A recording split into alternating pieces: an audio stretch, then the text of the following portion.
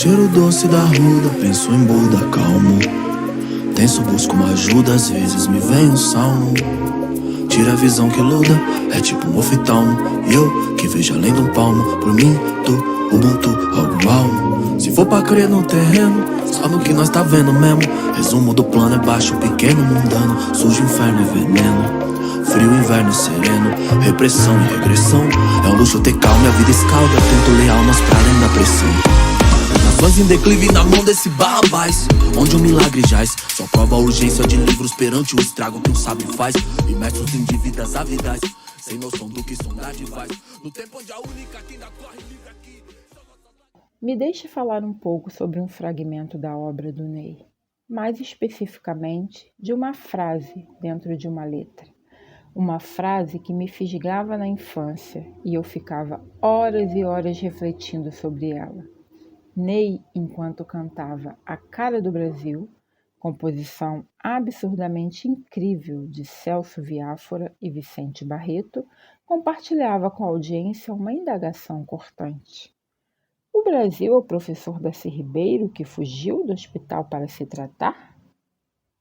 Eu passava o resto dos dias preso nesse trecho.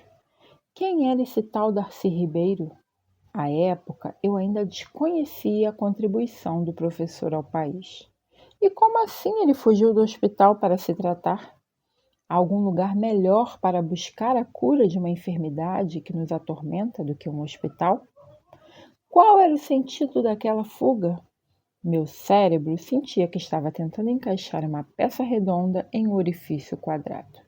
Algo estava fora do lugar.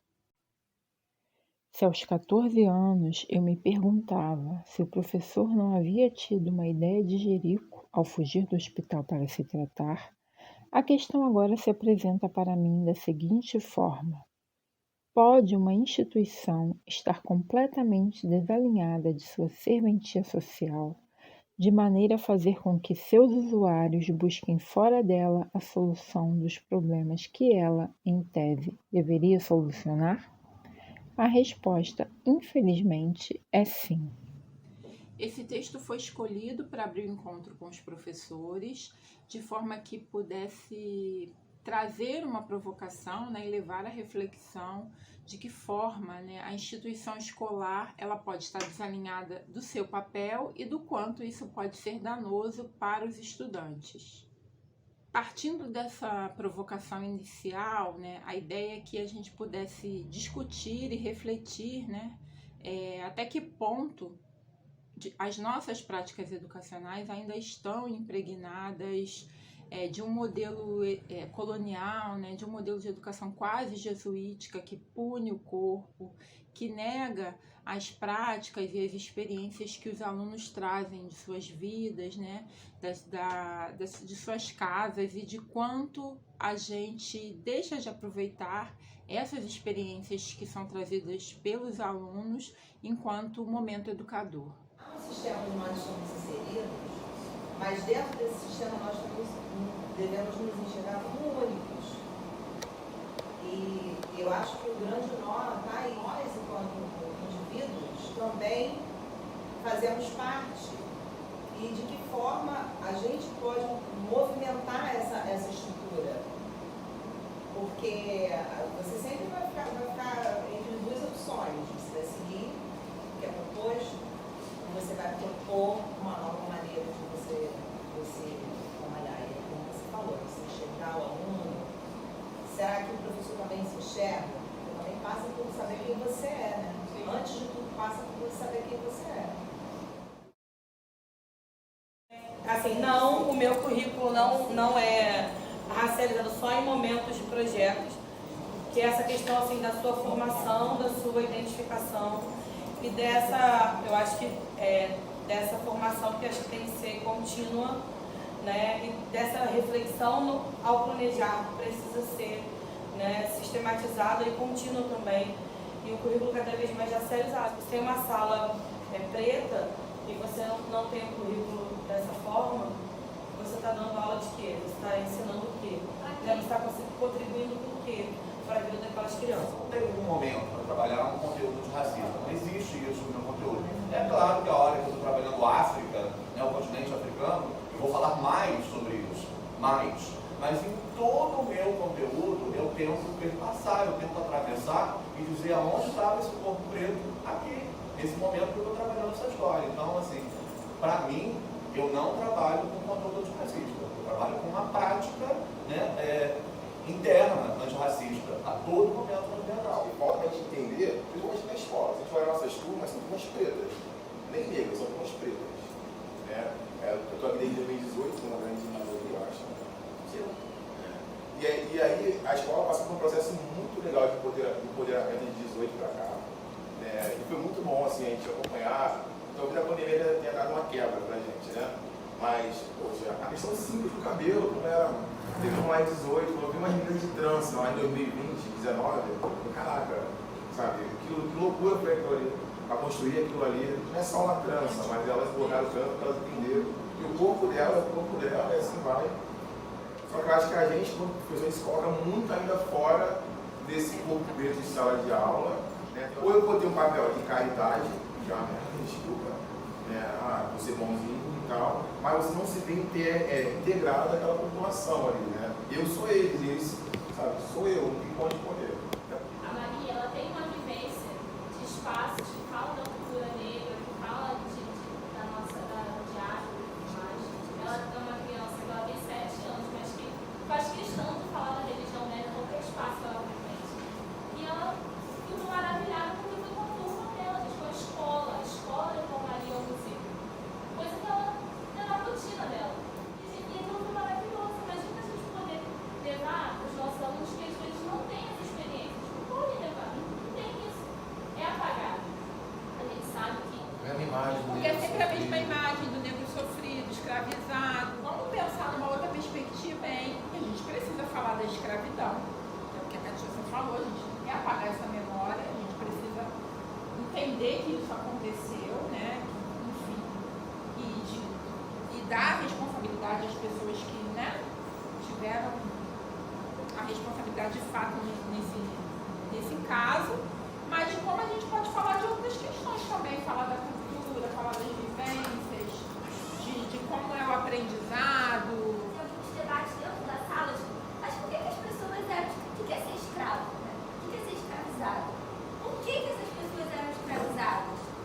E aí eu percebi que em algumas situações, tipo assim, tinha um tema, a aula fugia, mas vinham várias crianças negras e traziam várias vivências delas que fugiam dessa questão.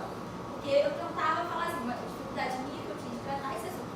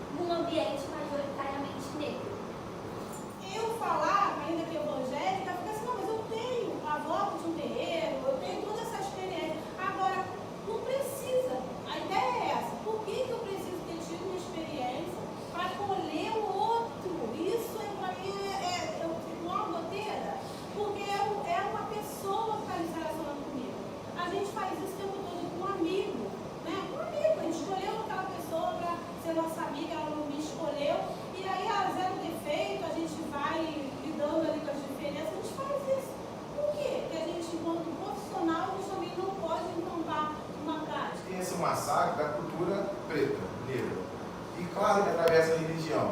Por exemplo, esse ano eu me arrisquei em todo de branco para a escola sexta-feira, é uma arriscada também, eu preciso de café aí no primeiro minuto. E a aluna falou assim, pô, você tá bonito de branco, mas sexta-feira, eu ia usar branco e tal. Por mais que na escola seja natural isso, cada cati usa, cada tarde, cada de mim. E assim, alguns alunos já passaram aqui de branco também, isso é muito legal. Assim, meu pai não deixou usar branco. E aí não é religião, é uma cultura preta que é o tempo todo massacrada. Então não pode usar branco, não pode usar turbante, colar chamativo não pode usar, cordão, brincos, muito estampado, porque aí você massacra, por mais que a religião, claro, onde vai estar mantida uma cultura preta, no terreiro, candomblé. Fala candomblé, não é humano, né? O candomblé. Então, basicamente, perpassa. Quando trouxe o carnaval à sala de aula, eu falei, cara, leva ou não leva? Porque qual era combinado com a turma? Era o samba enredo ganhar para a sala de aula. Aí ganhei estudo na entendi. E agora, leva ou não leva? Não, vou levar. E aí eu passei o mestre inteiro tratando do samba enredo, cultura preta, Exu, orixá, africano e tal, mas não da lei religião removendo. Mas o tempo todo, o que bate qualquer tipo de cultura preta é religião. E às vezes não é religião, você fala assim, você pode usar um turbante, você pode usar uma trança, você pode usar a cor branca qualquer dia da semana. E aí essa aluna falou sobre o branco, caraca, chegou a esse ponto na Baixada de não poder usar o branco qualquer dia da semana. Meu pai não quer que eu use branco, porque o branco é coisa de macumbeiro. Então assim, por mais que a religião perpasse, eu acho que também tem uma fuga pra gente, por mais que vai cair em religião, é tratar de uma cultura preta que está sendo totalmente, massacrada por uma cultura cristã, branca, eurocêntrica e tal, num território preto. Eu acho que isso mais dói, assim, aqui em Queimados, José Anchieta. Você vê crianças que são pretas, que vão se identificar com aquilo, quando o cativo já vem com uma coisa no pescoço, fala, pô, que bonito, professor, e tal. Quando eu venho de branco, mas eu não posso usar, porque há todo um sistema por trás que não permite que eu use isso.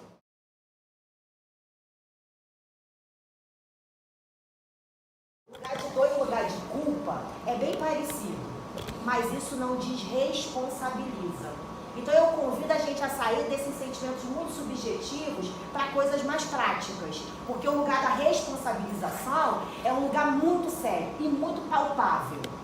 E não acho cartesiano, não acho uma linha, né? Porque o amar parece só uma de um jeito, odiar parece só odeia de um jeito. Então é tudo muito linear, muito cartesiano. Então a dor, ela é muito subjetiva. Eu não vou ter as suas dores porque eu não tenho o seu corpo. Mas eu preciso me compreender e eu digo sim, que é na presença, e aí eu queria dizer para você que eu compreendo o seu movimento, porque é na presença de, enquanto um coletivo, enquanto eu não me apresentei, eu sou uma mulher de matriz africana, vivo no Quilombo, numa comunidade de matriz africana chamada Terreiro Balabi. Aquela comunidade me educa. Eu também preciso ter responsabilidade na minha educação. Para além de eu ficar fugindo das minhas possíveis culpas. Então eu não quero carregar culpa de nada, mas eu quero ser responsável pelas minhas percepções e por aquilo que em algum momento eu tenho. Então, muito se ouve falar com relação às racialidades, a gente dizer assim, mas eu não tenho culpa que os meus pais eram meus avós, meus antepassados eram colonizadores, porque eu não sou. Mas a gente está dentro de um processo que esses antepassados sim foram colonizadores, ninguém vai apagar essa história, até porque ninguém quer apagar mesmo. Você não pode estar nesse lugar de culpa de algo que alguém fez não em seu lugar, mas você está num lugar de responsabilidade, de contribuir e fazer o seu papel em reconhecer qual é o seu corpo no mundo, qual é a sua localização. Que a gente fale aqui, se a família também não passar por esse processo de instrução, né, e a gente não ficar tocando nessa tecla o tempo inteiro. Independente da identificação racial de qualquer outro professor, caso o próprio professor não saiba quem ele é ou quem ela é, e não tenha o mínimo de conhecimento, não vai nem abordar, não vai nem chegar na pontinha, porque não vai saber lidar. Então, como eu falei desde o início, a estrutura para ser modificada, ela precisa passar por cada um de nós. E cada um de nós se entender, sim, independente da cor da sua pele, como importante nesse debate. Entendeu? Porque é importante, muito mais até o professor branco tem que ser sim exposto a isso e sim levado a essa reflexão, Porque quem inventou e quem faz e quem reproduz o racismo é o sujeito branco. Educação é invencionice, viração de mundo, traquinagem de Exu praticada nas barras do tempo. É efeito gerado por aqueles que pulsam e reivindicam uma maneira de pensar e constituir suas vidas nas tentativas de comunicar e tecer as mais diversas possibilidades de ser. Assim, se educa brincando na rua, virando bicho, rabiscando parede, sentindo dor, vontade e alegria. Se educa na festa, no barulho, na diferença, para os mais variados fins. Porém, nem tudo que se pinta como educação pode ser garantido como algo comprometido com a luta por justiça cognitiva e social. A educação como fenômeno humano é sempre um ato político. Nesse sentido, é reivindicada e praticada para formar os seres a partir das expectativas da sociedade. É uma contradição, todavia, chamar de educação os sistemas ideológicos e suas práticas políticas de linguagem e sociabilidade que formam os seres para a desumanidade e para o cultivo da escassez no mundo. Práticas e repertórios de formação de pessoas e mentalidades calcadas no racismo e nas pretensões de dominação devem ser revisadas e devidamente tratadas. A aprendizagem como tessitura de uma educação horizontal, comprometida e vital, implica ética com a diversidade de experiências e conhecimentos enredados nas práticas sociais, implica uma noção de humanidade integrada de natureza, implica compromisso com a preservação da vida em toda a sua amplitude.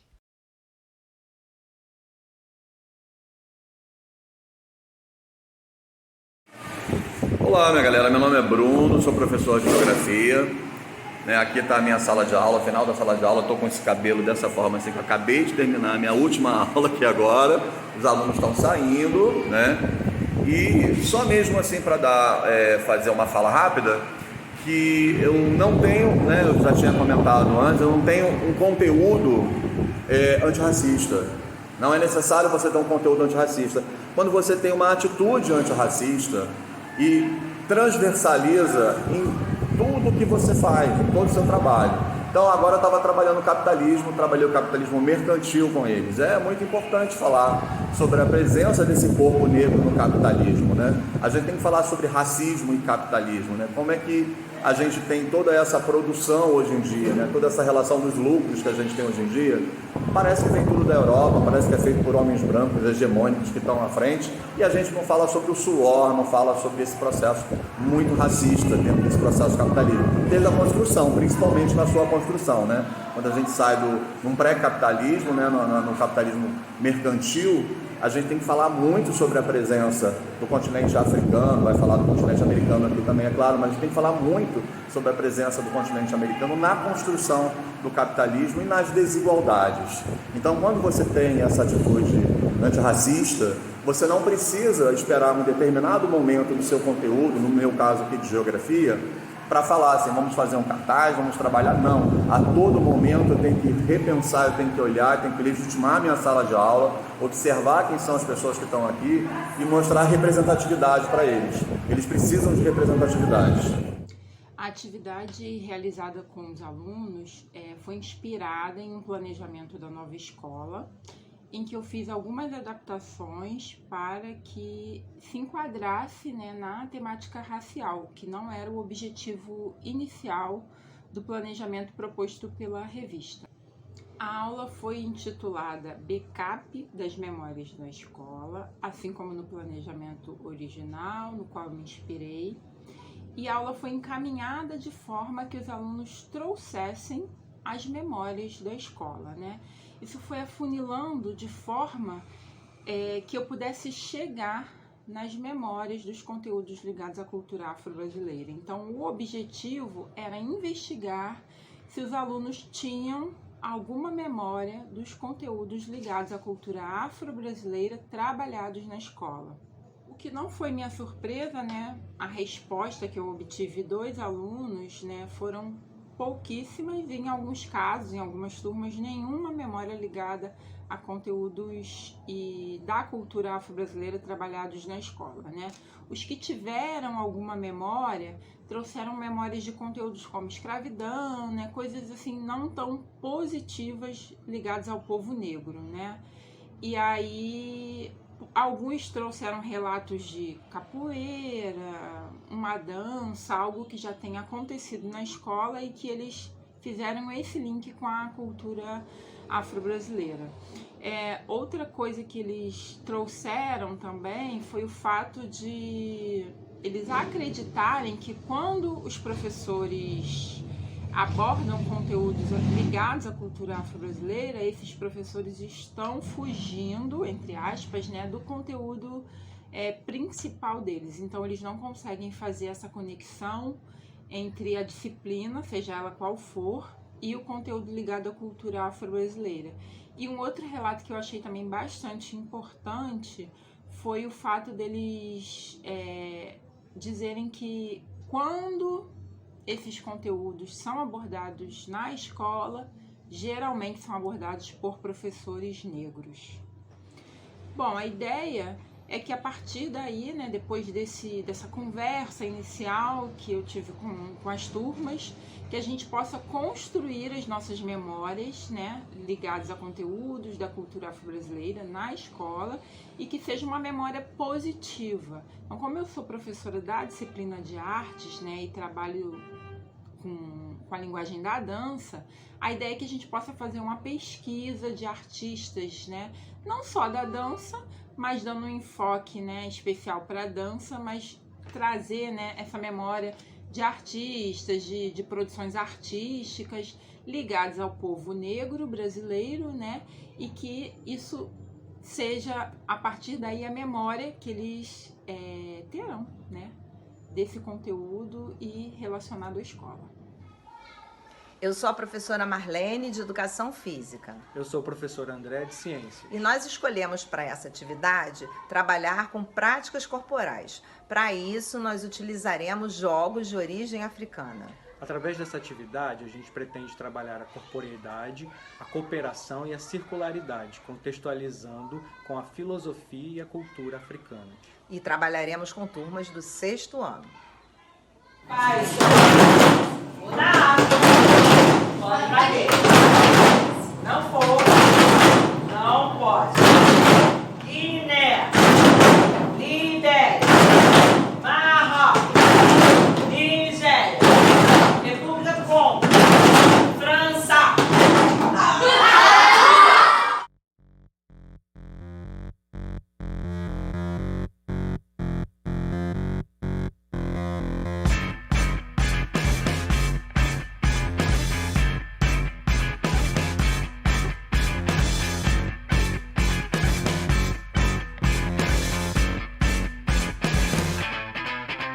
Exu nas escolas, Exu nas escolas, Exu nas escolas, Exu nas escolas. Exu no recreio, não é show da Xuxa, Exu brasileiro. Exu nas escolas, Exu nigeriano. Exu nas escolas, e a prova do ano é tomar de volta a alcunha roubada de um deus urubano. Exu nas escolas, Exu nas escolas.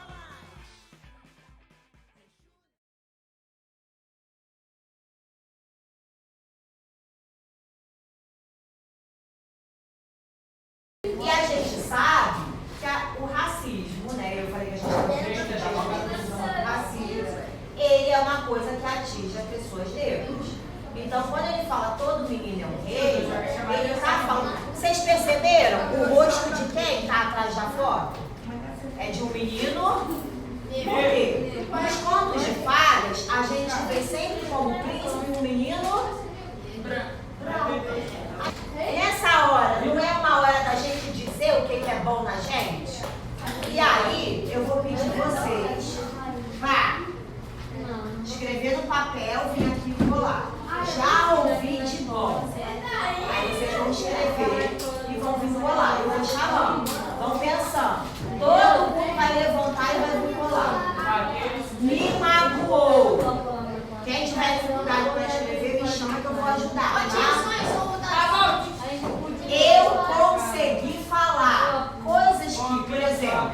Já ouvi de bom. Tem coisas que a gente se magoa que a gente não consegue falar. Então eu já consegui falar.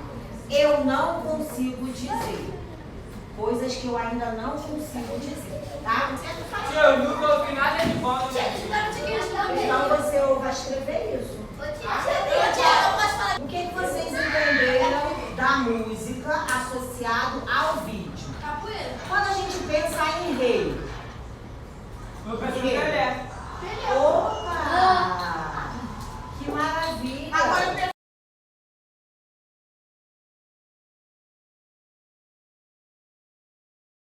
eu gosto de sempre conversar com os alunos sobre alguns conceitos históricos básicos no início do ano. E aí, pensando nesses conceitos básicos, eu me lembrei muito do livro e também do relato da autora Chimamanda, que fala sobre o perigo da história única. Eu, com a ajuda da orientadora educacional, professora Verônica, nós montamos uma caixa. E nessa caixa tinha diversos livros de literatura infanto-juvenil, com personagens, né, com protagonistas, e também autores e ilustradores, em geral, eram homens e mulheres pretas e pardos. E a ideia, depois de apresentar a caixa, foi que eles escolhessem um livro. No início foi engraçado, porque, como são adolescentes, muitos livros eram livros infantis. Eles ficaram brincando comigo, falando que iam ler em 1 minuto, em 2 minutos. Mas depois que eles tiveram contato com o livro, foi bem bacana, porque eles começaram a ler as histórias e, de fato, eles conseguiam ler num período muito curto e começaram a trocar os livros. E eu fiz uma pergunta que era se lá na época que eles foram alfabetizados, se eles tiveram contato com esses livros. E a maior parte deles relatou que não. Que a maior parte dos personagens dos livros infantis que eles lembram ou que tiveram contato, ou que eles lembram que tiveram contato, eram livros ou de animais, de uma forma geral, mas quando eram pessoas, em geral, eram pessoas brancas.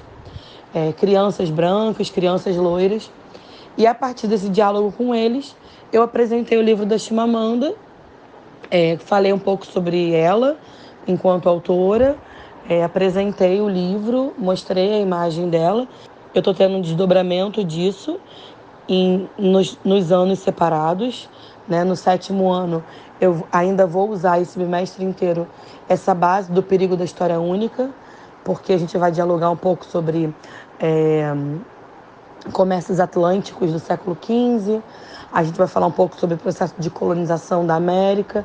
Então eu vou estar sempre dialogando com eles sobre essa perspectiva, principalmente no 7º ano, que a gente vai falar muito sobre as comunidades indígenas brasileiras antes da chegada dos povos europeus na América, dos colonizadores na América, né? E todo o desdobramento de genocídio, né? De apagamento mesmo de histórias e de vivências. E no 8º ano, ainda na perspectiva do perigo da história única, eu vou adentrar com o bimestre para falar sobre as teorias iluministas, mas muito mais baseada no artigo 5º da Constituição Brasileira, que fala sobre os direitos. A experiência de fazer a Caixa Afroliterária, ela é maravilhosa. Sou uma mulher preta, educadora, professora da rede pública municipal há 25 anos. Então, de tudo que eu vivi, tudo que eu passei durante todo esse tempo, hoje poder ter uma caixa afroliterária para chamar de minha, na minha escola, e vendo os alunos manuseando a literatura afro-brasileira, negro-brasileira, africana, de emocionar. De verdade, de emocionar.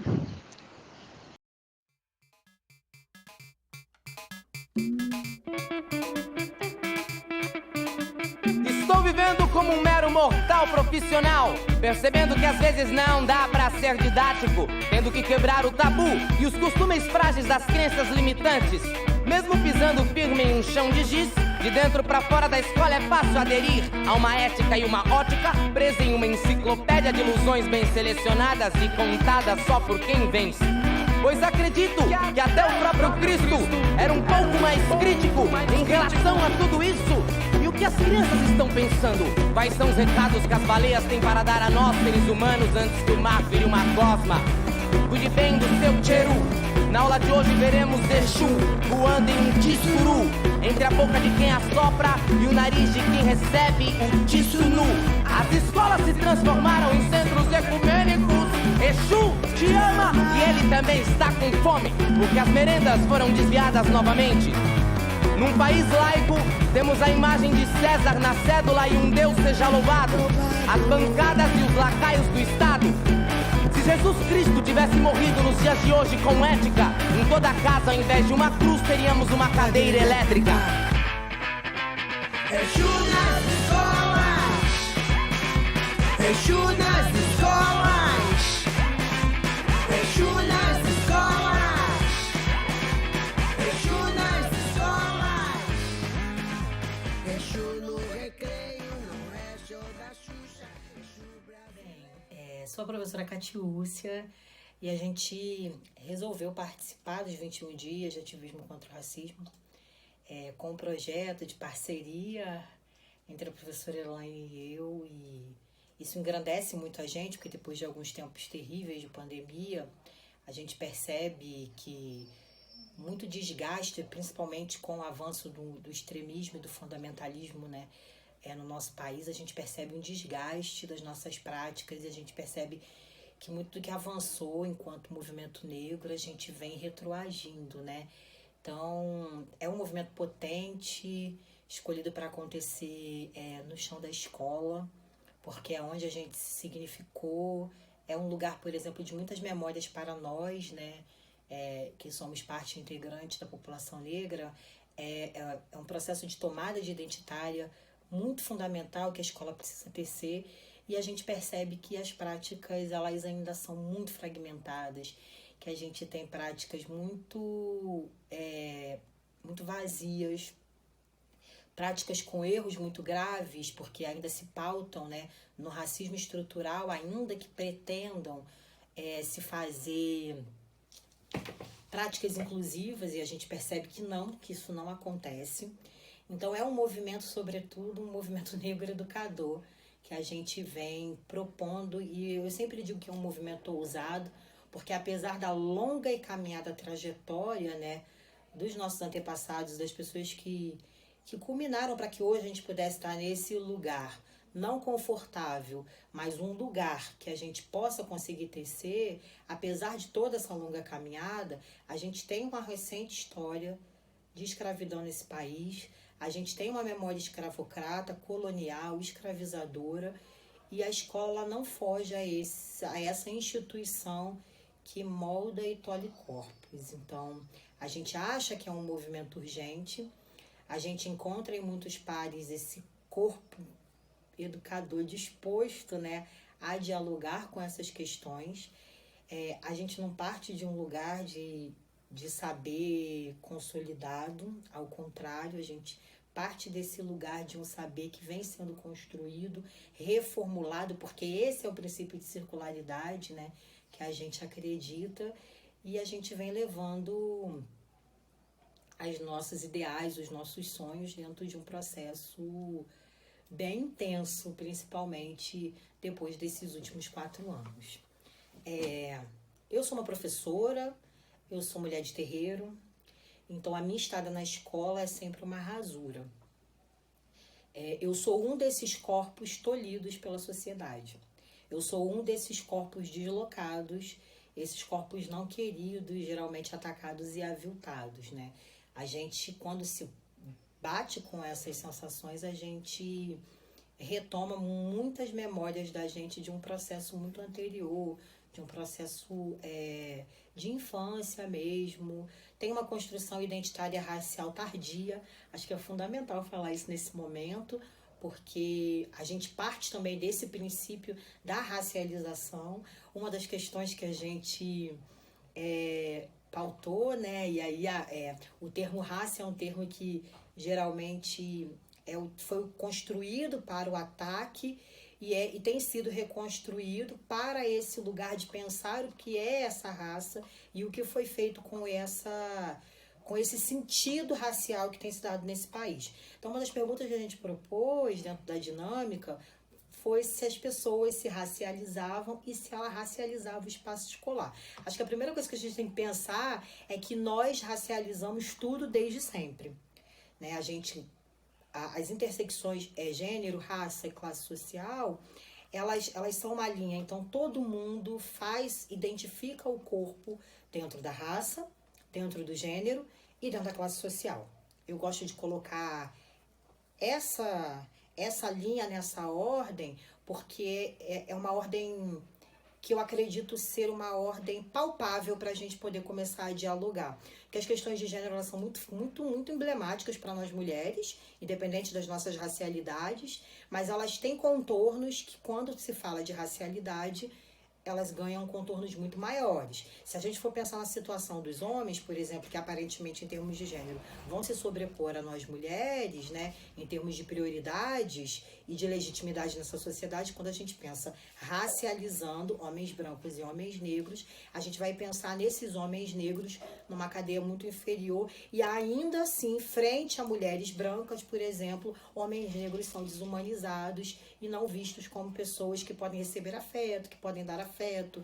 Então, a gente, essa superposição de gênero, sobreposição de gênero, ela é algo que a gente precisa pensar. Elaine Marques, professora de dança da Rede Municipal de Ensino de Queimados. Sou mestre em dança pela Universidade Federal do Rio de Janeiro. E quando eu e a professora Catiúcia pensamos, né, nessa proposta de realizar um encontro para os professores da nossa escola, a ideia é que a gente pudesse, de alguma forma, provocar esses profissionais a pensarem sobre os seus currículos, sobre os seus planejamentos e de que forma, né, esses currículos têm atendido ao público da escola em que a gente trabalha. Eu, como sou da disciplina de dança, né, e trabalho com o corpo, então também trago aqui uma provocação para a gente pensar no quanto o modelo de educação que a gente tem violenta tanto esses corpos, né, que estão presentes no espaço escolar e tenta enquadrar esses corpos de alguma forma no modelo, num padrão, né, e para a gente pensar enquanto as práticas ligadas ao povo negro, elas valorizam, né, os corpos, valorizam as corporeidades. Então isso também é uma outra provocação que eu acho importante deixar aqui. Meu corpo educador é memória, é legado e continuidade. Meu corpo educador é movimento. Meu corpo educador é caótico. O meu corpo educador está em construção de uma educação de fato antirracista. Meu corpo educador é circular, não tem reta comigo. Meu corpo educador está buscando ser e fazer feliz. Meu corpo educador é um corpo de escuta e um corpo de acolhida. O corpo educador é a reflexão de uma educação emancipatória. O corpo educador está em busca da aprendizagem constante. Meu corpo educador é um corpo em constante movimento, é um corpo que não se contenta em parar. Ele quer buscar, ele quer mais, ele está sempre de frente para a luz. Meu corpo educador é a inclusão. Meu corpo educador é transformação. Meu corpo educador é inspiração. Invado cela, sala 4. Rodeio o globo, hoje tô certo de que todo mundo é um. E tudo que nós tem é nós. Tudo que nós tem é tudo que nós tem é nós. Tudo que nós tem é tudo que nós tem é nós. Tudo que nós tem é tudo que nós tem é nós. Tudo que nós tem é. Calhe o cansaço, refaça o laço, ofereça um abraço quente. A música é só uma semente, Um sorriso ainda é a única língua que todos entendem. Calhe o cansaço, refaça o laço, endureça um abraço quente.